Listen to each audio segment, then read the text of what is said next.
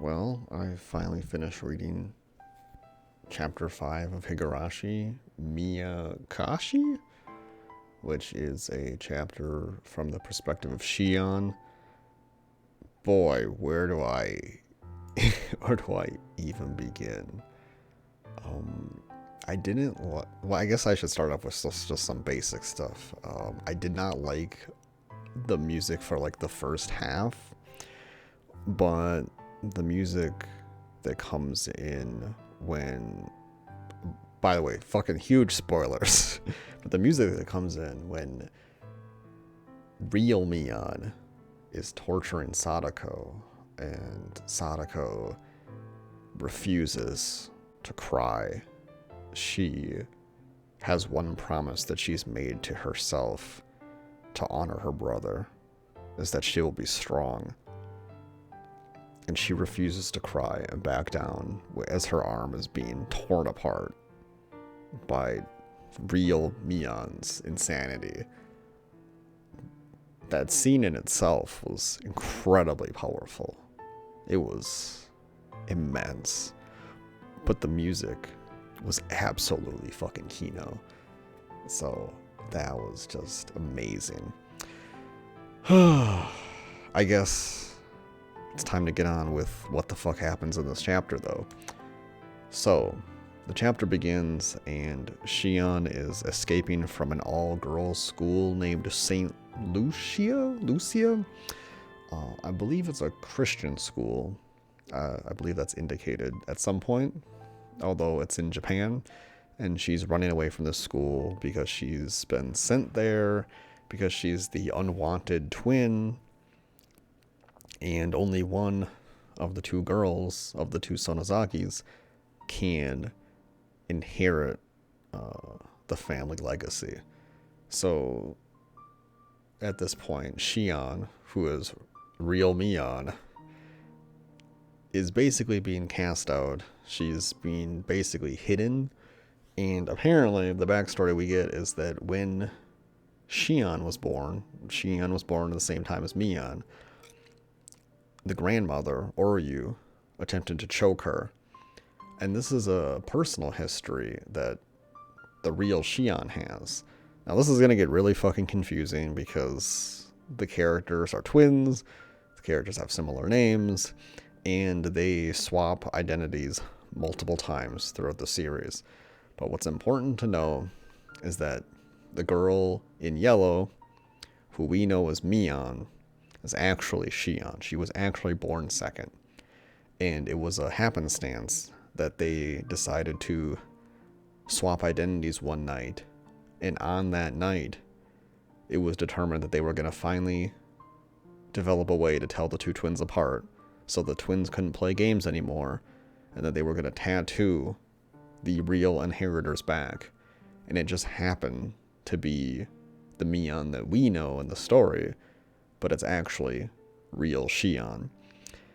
So there's this very, very uncomfortable and interesting dynamic that Oryu, the grandmother, is basically training the new head of the family, and it's the girl who she tried to murder when she was born.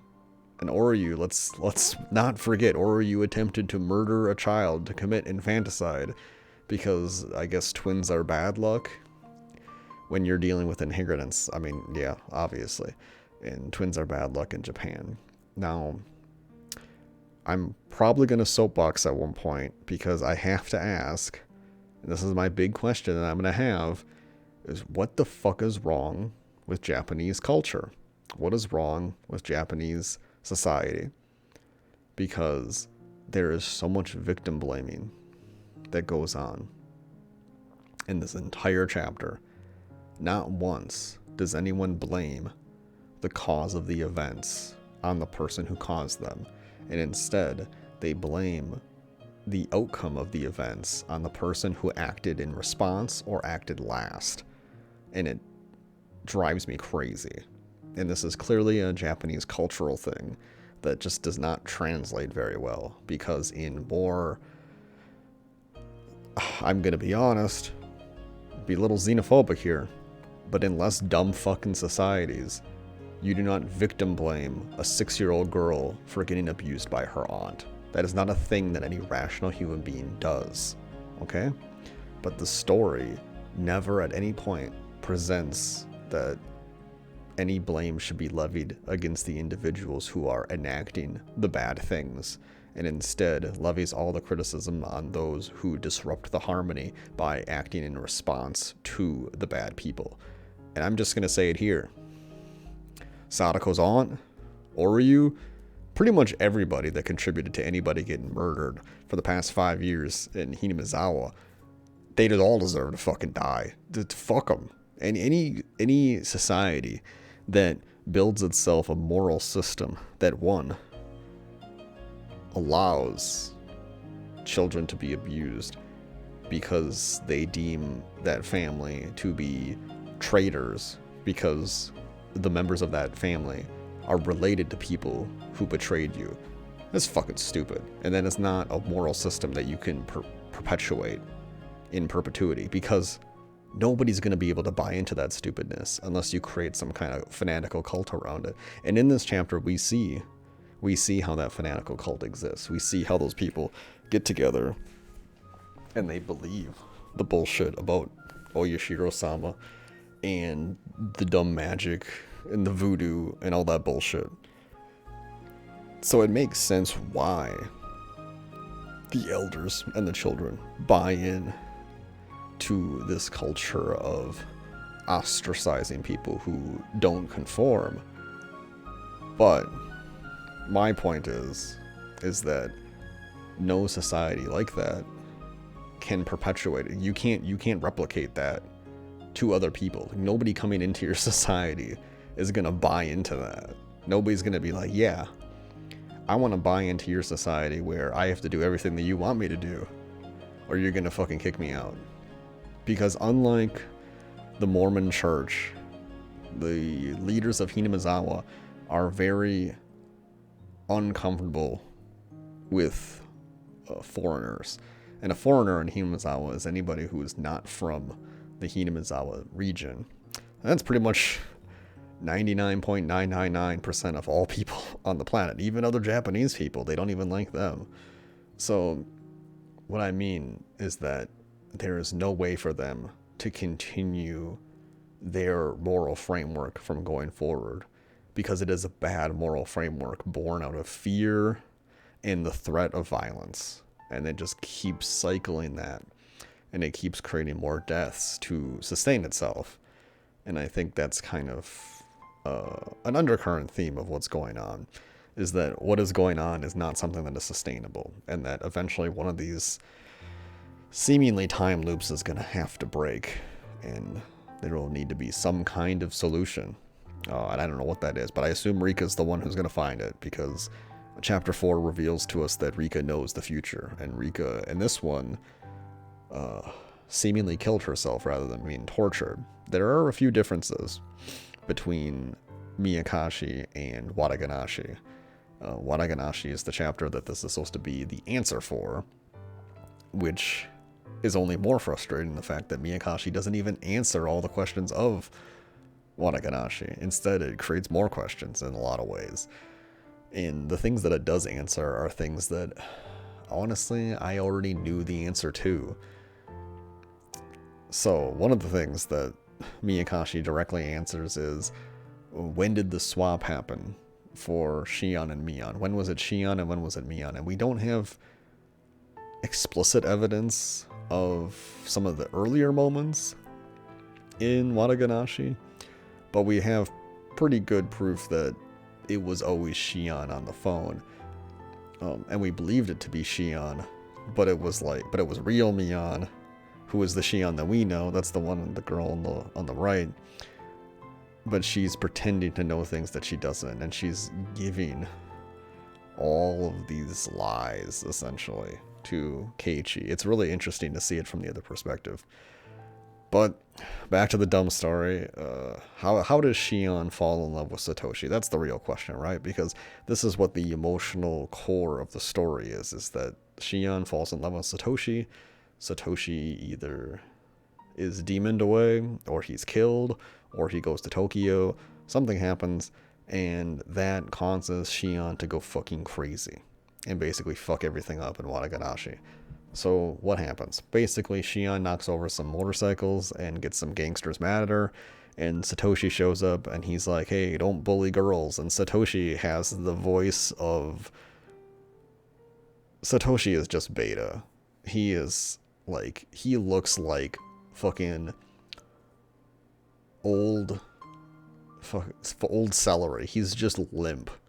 He's just limp dick. That guy could not get an erection if he saw the fucking hottest girl in the fucking world. He's just so pathetic looking, and he sounds pathetic. And out of context, I would just have those thoughts and I would move away. Now, there's a lot of reasons why Satoshi is that miserable. One, he's basically enduring the verbal and probably physical abuse of his aunt. Two, his parents were killed a year ago or 2 years ago. Both of his parents died, so he went from that family environment. One of his mom remarried a lot, so there already was instability there, and his aunt just seems crazy. His aunt actually kind of reminds me of my mom, just somebody who's like screaming all the fucking time, like shut up.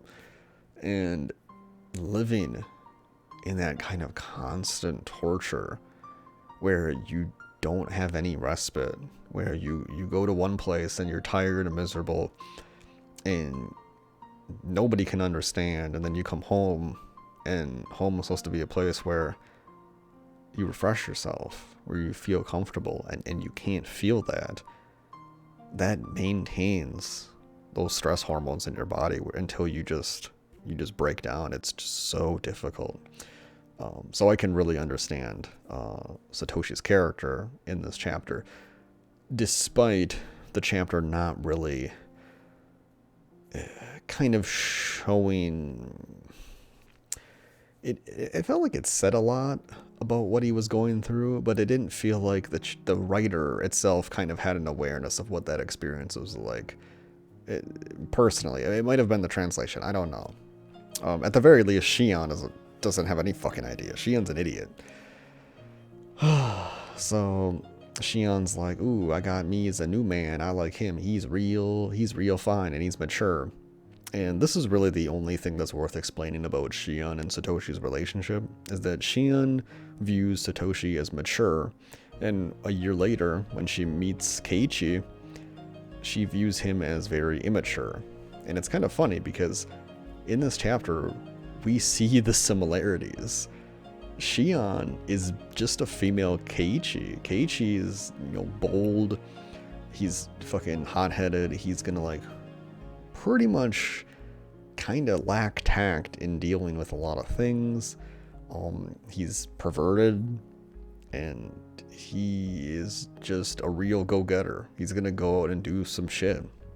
He doesn't really preserve the harmony of the group. He's willing to disrupt the harmony if it means finding the truth. And that's Shion's character to a T as well. So Shion likes Satoshi because Satoshi endures for the sake of the family harmony that he has at home. And that's something else I can relate to with Satoshi's character. And I found that to be really powerful in terms of Shion lacking any kind of insight into why she likes... I mean, she knows she likes Satoshi because he's mature, but she doesn't go on to really kind of explain why. And that's part of the kind of subtle writing that's really good, in that, like, she likes Satoshi because Satoshi can do things that Shion can't. Shion cannot endure pain for the sake of others. Shion can't endure anything for the sake of others. Shion is utterly selfish. She is horrible. She's just a fucking brat. And I find it very ironic that Satoshi endures for Satoko's sake, so they can maintain their family harmony and he can protect his younger sister. And Shion is incredibly jealous of Satoko. And the way she talks about it, she blames Sadako for getting abused by their aunt, which is full stop. If you are a grown individual and there is a child and you look at that dynamic and you blame the child, you are fucking wrong 99.9% of the time. Sure, there are some bad kids that act out, but the child is developing. You can't fucking act bad towards the child because you don't like how the child is behaving and expect the child to ever behave better. And that's the situation. And I find it very ironic because Shion behaves like Sadako. Shion uses fake tears to get her way. And she talks about this with Mion, and she talks about that in her own head, about how manipulating guys is easy, and I'll just fake some tears and blah blah blah. And then she sees Sadako, and she thinks that Sadako is as shallow as she is, and she thinks that Sadako is crying and taking up all of Satoshi's time and energy, and she thinks that because Sadako does the things that she does, that she must also be this like also horrible woman. It's total projection. Shion is projecting her worst attributes onto an innocent child, and then thinking that, oh yeah, of course she deserves to get beaten because she's not strong enough to endure. And it's ironic because what has Shion been strong enough to endure? Shion goes to a fancy school, she lives rent-free, she has a fucking Yakuza butler essentially.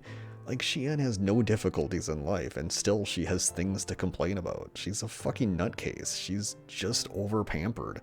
She hasn't had to struggle in her life at all, so she's never had to change. And the one moment that she has to actually not have something that she wants, uh-oh, time to go fucking crazy. Yeah, Shion's fucking stupid. So what is the climax of the first half of the story where Satoshi gets disappeared? Well, Satoshi kills his aunt, and then to cover up for Satoshi, Shion reveals her identity, because at this point Shion had been hiding in Okinomiwa, which is a town next to Hinamizawa, and she had been basically kind of pretending to be Mion, and they've been both kind of just going along with this so that Shion could live a life outside of the school, and Mion likes Shion at this point. I don't think Mion ever really stopped liking Shion, honestly, even up until the end. My god.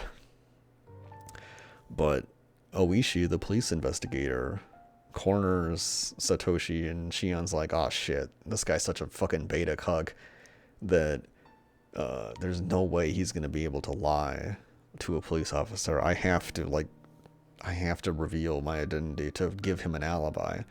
So she's like, no, I'm not Mion, I'm Shion. We were together the night of this, blah, blah, blah, blah, blah. And that protects Satoshi because it gives him an alibi. And there's two outcomes of this. One, Satoshi disappears. We don't know the nature of his disappearance. There seems to be credible evidence that he went to Tokyo, because in the tips thing or whatever, it says that the person who noticed a person who seemed like a runaway at the train station said that the boy began writing down Hojo, his last name, but then scribbled it out and changed it. So that's, or it could be Teppei, because we do see at the end of the novel that Teppei, who is Satoshi's uncle, is in Tokyo. But I don't think that they would mistake like a 30-plus-year-old man for a 14-year-old boy. So that just doesn't make sense to me. So I don't know. I think Satoshi's alive. I don't know how. I don't know to what extent, but it seems that the evidence in the chapter points mostly to him being in Tokyo. I really don't know. Maybe he was the person who killed Keichi in the bad ending. I don't know, but maybe we'll get there. So, Satoshi, it's unknown if he bought the doll. Now, he said the last thing that he would do is just take out the money and buy the doll for Satoko. And this is one of the things in the chapter that is completely left unanswered, is that Oishi says he gets a warrant to search Satoshi's house, where his aunt lived. And Oishi never confirms that if the doll was there or not. And he never tells Shion that. And Shion never asks. I feel like that would be a very obvious thing to bring up, because that would confirm that, oh yeah, he bought the doll, so that means that he could not have had enough money to go to Tokyo. But they never discuss it, which is honestly, I think this is one part where the author just forgot about that. Or maybe I read it wrong and he had a warrant for somewhere else. But if you're going to get a warrant in a murder case, aren't you going to get a warrant to search the property of the person who was murdered? Doesn't that make the most sense? So, I don't know. That's just one part of the story that, to me, didn't make any sense. They just left a lot of information on the cutting room floor, and it wasn't discussed by any of the characters. That wasn't brought up at all. Maybe I missed it. I don't know. But that part didn't seem to make any fucking sense to me. And then the thing that happens to Shion. This is the part where I begin to sympathize with Shion. So there are 3 families in Hinamizawa. They're all fucking idiots, and honestly, they're terrible. And I didn't think this scene would happen. In Wadaganashi, fake Mion takes Keichi into the torture room, and there's like a viewing area in there. And I didn't think that was actually a thing that they did. Oh, it's a thing that they do. Shion is taken into the torture area, and she is told that she needs to remove 3 fingernails with this device to atone for her punishment. And her punishment, well, they don't even tell her what she did wrong, which goes back to my argument that a culture or a society or a group of people that behave in this way cannot replicate that culture into the future, because it makes no fucking sense. Nobody can adopt it because it's arbitrary. They don't tell her why she's being punished. She thinks she's being punished because she fell in love with Satoshi, and nobody even corrects her on it. And later on, Oishi gives her a better reason of why she might have been punished, which is that they didn't want a Sonozaki related to somebody or in a relationship with somebody who was the suspect of a murder investigation, because then that would bring police eyes on the Sonozaki family, and they're already suspicious of the Sonozaki family, so they don't need that extra attention. That would make a lot more sense. But at no point does Oryu explain any of this. She just stands there like an old bag and is like, oh, do it. And Mion spends most of the time explaining, like, hey, you gotta do this, come on, she'll forgive you, please, you know. And then Mion, like, visits Shion, and she's like, oh, she approves of your relationship with Satoshi, but Satoshi's gone, so it doesn't fucking matter. And then the chapter has one of the weirdest moments. I guess right before that, Shion, like, tries to choke out Mion, and she says, like, oh, I got control back from the demon. And this is the part to me that confirmed my suspicion in Wadaganashi, in that Shion is really, Shion was born first. Shion is really Mion. And the reason that's important is that Mion in Japanese is written with a character that means demon. So that's why every successor in the Sonozaki family, they have some kind of demon character in their name. I don't know shit about Japanese spellings. You'll have to forgive me. But that is a consistency. So that's why Mion's name is Mion and Shion's name is Shion. She's like the fake person. And the Shion that we know is the real Mion. And the reason this is important is that it feeds into the supernatural theory of Higurashi, that she really is possessed by a demon, and that there really is a demon, and the demon needs to be dealt with in order to stop these murders. Now, I don't believe that for a second. I don't think there's a demon. I have to admit, at least there is something supernatural going on, because Rika knows about the future. So there's some kind of like looping. And not only that, but Meakashi is supposed to be an answer for Wadaganashi, but the events of Wadaganashi and Meakashi don't line up. One of the events in Meakashi is actually from Tatoragoroshi.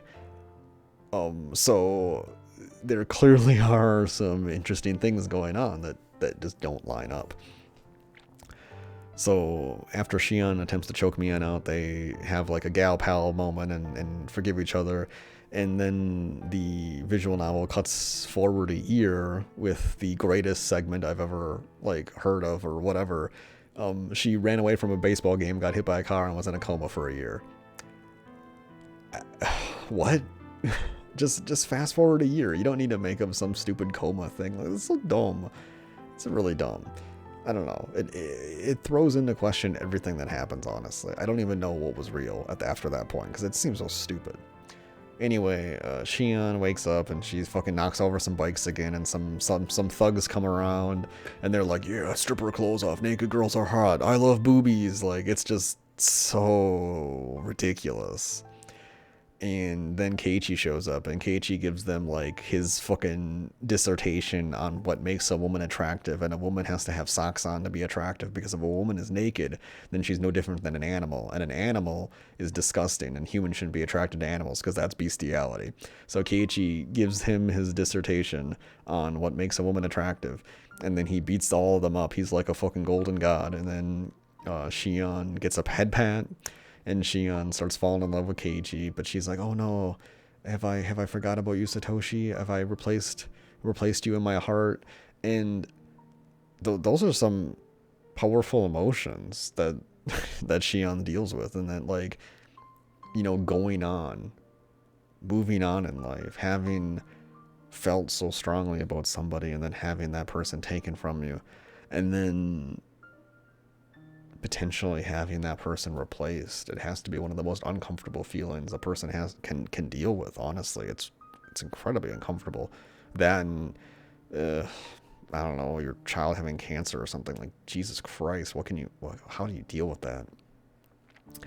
Anyway, I would say that Shion is sympathetic, but I'm not telling you the bad thoughts that Shion has. And one of Shion's bad thoughts is that, oh, like, Keiichi must be friends with Mion. Oh, maybe I'll steal him from her. Shion? Are you dumb? Like, Shion really is so selfish and shallow that I honestly, it's not directly stated, but it's subtly implied that Shion is mad at Mion because Mion now has a happy life. She gets to be the successor, and she has a guy that she's into, and Shion wants to destroy that. I genuinely think that's her main motivation. I don't think it's revenge. I think that's just something she tells herself, and she tells herself a lot of bullshit in this chapter. She constantly tells herself that, oh yeah, I'm a demon, I don't feel emotions. Every time she's about to feel strong emotions, she's like, oh yeah, I'm a demon, I don't feel emotions. And it's like, clearly you're not a demon. You're just a fucking idiot. You're just selfish and shitty. Anyway, the second half of the visual novel, after Satoshi's gone and it's the Watakanashi stuff, so much fucking stuff happens. I can't even begin to get into it. And for a while, I was really supportive of Shion killing Oryu and maybe killing Mion, because Mion seemingly is standing by and just watching Shion suffer and take her nails out. But then we find out that Mion also performed the same punishment on herself, and she took her nails out. We don't really know why. I think it was because that she was also in love with Satoshi. Because that's a theme that comes up, is that, like, oh, it just makes sense that I would fall in love with him because you fell in love with him, and we're the same. But that doesn't also make sense, because the reasons Shion liked Satoshi were because Satoshi was what she wanted to be. She wanted to be strong. She wanted to be able to endure, but she was too weak. So it makes sense why Shion would like Satoshi. And then when Shion starts falling for Keiichi, it reveals that weakness to her front and center, in that she isn't strong. She isn't able to have solid emotions about anybody. And somebody just treating her nice, a male that treats her nice, that is within her age range, makes her feel special. And then vulnerability that she has causes her to feel shitty about her feelings for Satoshi, and that she's replacing Satoshi in her heart, and that she let Satoshi in her heart be a killer. She never maintained the purity that Satoshi was, that she fell in love with. And that moment reaches a peak when Shion is torturing Sadako. And Sadako, who we know from Totoro Higurashi, has some hang-ups about, enduring punishment and things like that. And she says she won't cry as Shion is like cutting her arm and stabbing her, and she's cutting to the bone, and she's cutting, the meat, the muscle off, she's cutting the tendons. It is probably has to be some of the most worst pain you can imagine. And Sadako has one final wish, that she won't cry. She'll be strong in the face of death, because she feels responsible for Satoshi's pain, because she always cried and she always felt sad and she was really vulnerable. And honestly, Sadako is a very well-written case of PTSD. Sometimes it's a little too obvious, but the characters don't react to it as she has PTSD because they don't understand that. But she clearly does have PTSD. If you start crying because you drop your lunchbox on the ground, because, let's face it, the reason Sadako's crying is because she's afraid that she's about to get fucking destroyed. She's able to get yelled at, and it's going to be a fucking nightmare for her for the rest of the night, because that's what her mom is used to dealing with her. And if a little benign action like that makes you cry that badly, then you have PTSD. And that's what happens to Sadako. And Shion takes Sadako and beats her in the wall, and basically says that she needs to be stronger. She victim blames Sadako so much. Shion is fucking evil and stupid. But Oryu and Mion seem just as evil and stupid. They arbitrarily just decide, oh yeah, you have to lose some fingernails and blah blah blah, and it's what kind of heartless fucking group of people are you? These are your family? Everybody is shit here. Shion is fucking so fucking stupid, but Shion honestly has the right to kill Oryu and Mion, because you know what? Fuck them. They didn't, because Oryu and Mion could have just said the fucking truth at any point. They could have been honest, and they never were, and they rather maintain this duplicity and this working in the shadows bullshit, all for the sake of the honor of their family. And none of them could say to Shion, oh yeah, we didn't get rid of Satoshi and we don't plan to, or anything like that. And it isn't until the last words that Mion says to Shion before she's about to die that reveal that, yeah, we didn't do anything with Satoshi. And the grandma only told me that after I begged her. Just fucking, when the drama in your story can be solved by just talking, what the fuck?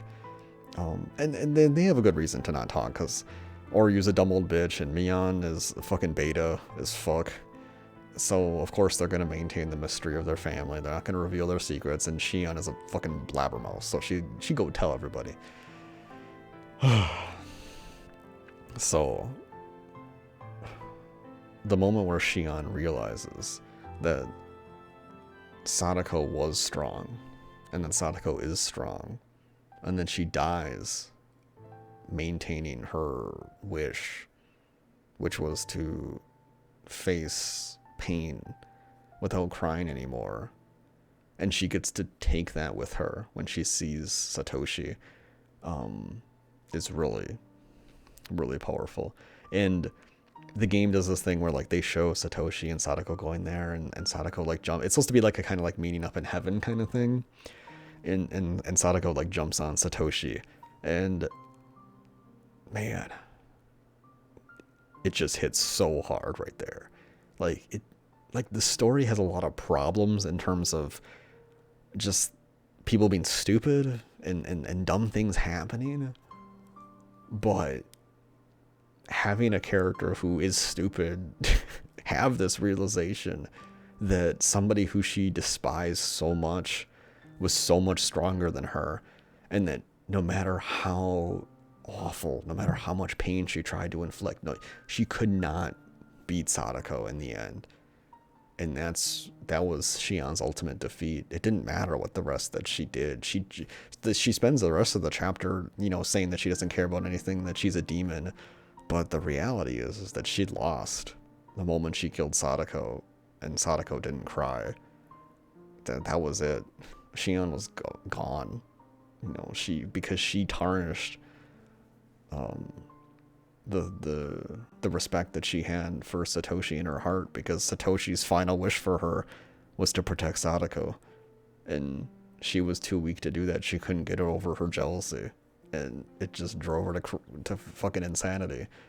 And there's a lot of other things going on behind the scenes that make Sadako also extra crazy, and her family's a nut job case. Everybody's crazy. She basically doesn't have any family, and yeah, there's a lot of problems there. And then basically the rest of the story is Shion just luring people to the house and then killing them. The only real interesting thing, I guess, to go on is Rika has a syringe, and she tries to kill Shion, but she has like a pepper spray thing too. But then Shion like disarms her and injects the liquid into Rika, and then Rika ends up killing herself the same way that Tomotage kills himself, which is by tearing out the neck. So there's something going on there in that Tomotage and Rika both die the same way, and Rika seemingly has access to this syringe that kills people.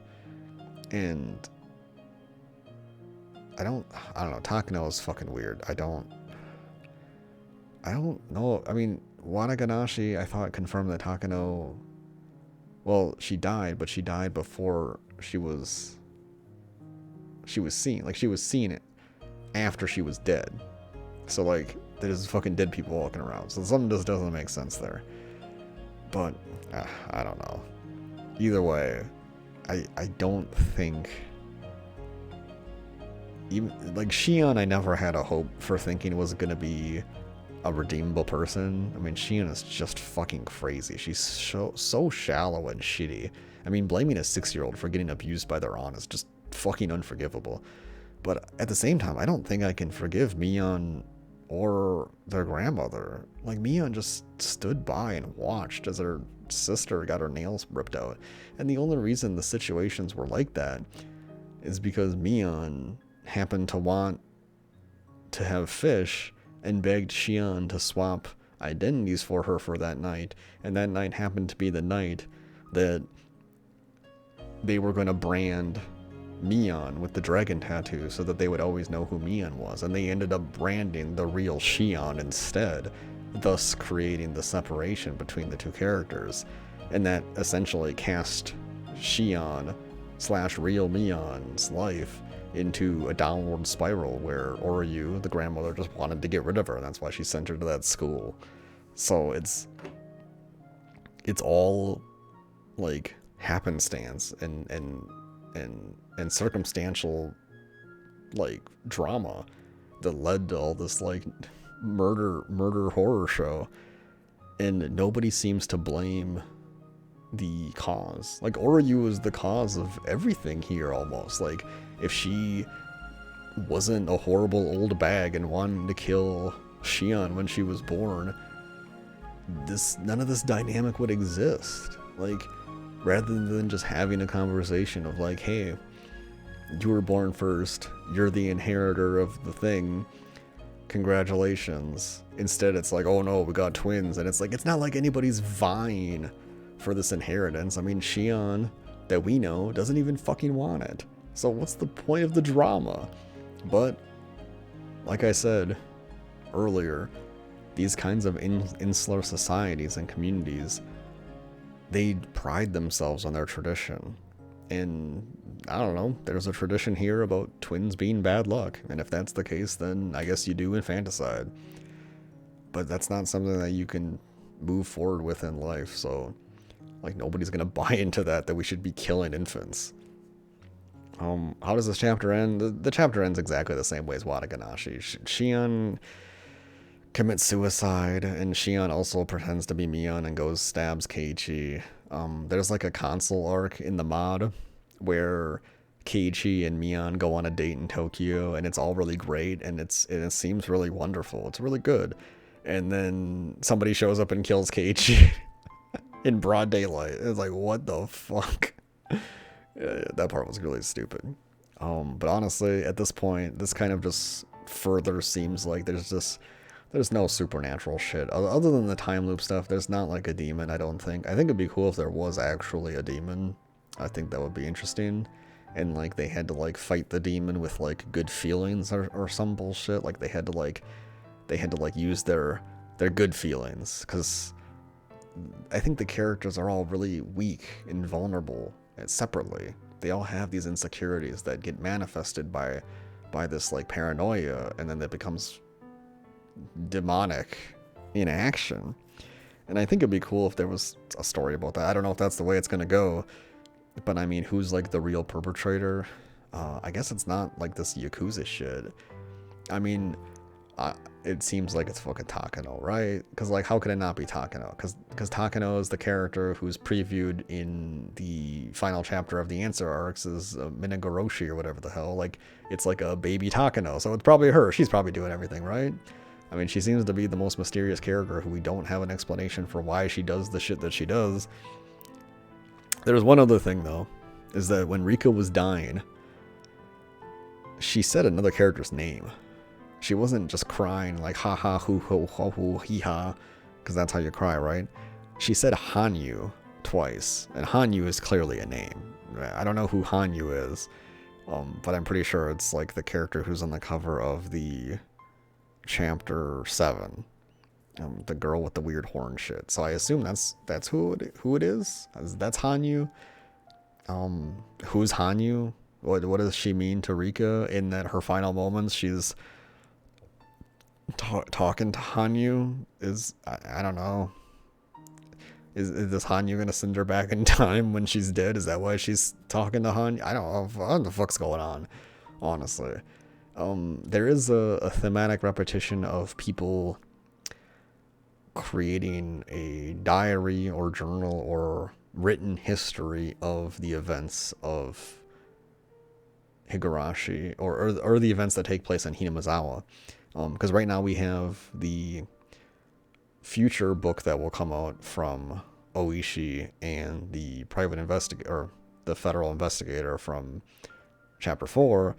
And then now in this one, we have the book that Oishi finds, which is Shion / Real Mion's diary.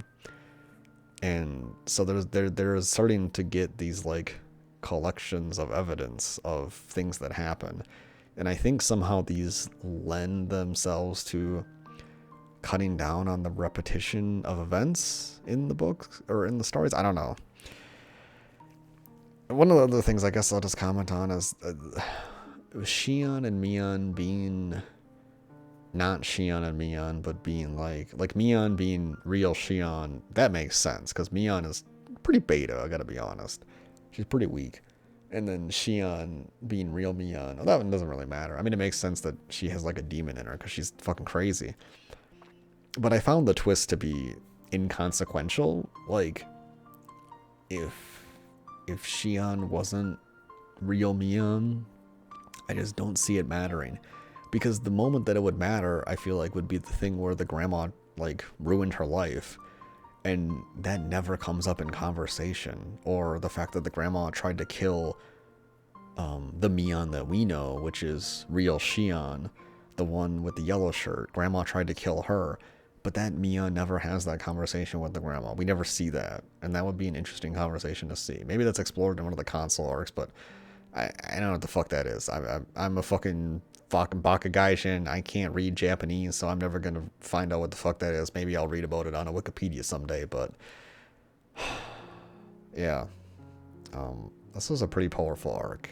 The writing, the translation is bad. I'm just gonna say it. It's bad. It's not that good. There are some parts where they're just using words that I can tell feel borderline machine translated. Like, it's just not good. The music is pretty good for the second half, but some of the moments, like what they're going for, is so powerful. I think those moments really work. Those are really powerful. The minute by minute writing, the prose might be good in Japanese, but I can tell you right now, the translation doesn't make it seem good.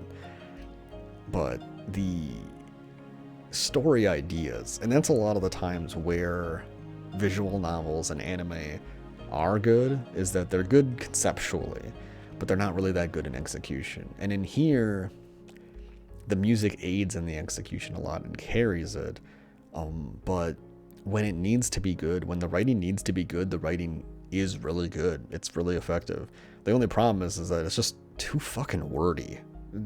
They really needed an editor for this visual novel, because my god, there are so many parts where I'm just like, fucking just come on, get on with it. Like, I don't, like, here's the worst thing you can ever write. One character says, hey, I want toast and I want peanut butter on the toast. And the other character's like, I have just heard that this person wants toast and wants peanut butter on the toast. And you read all of those lines.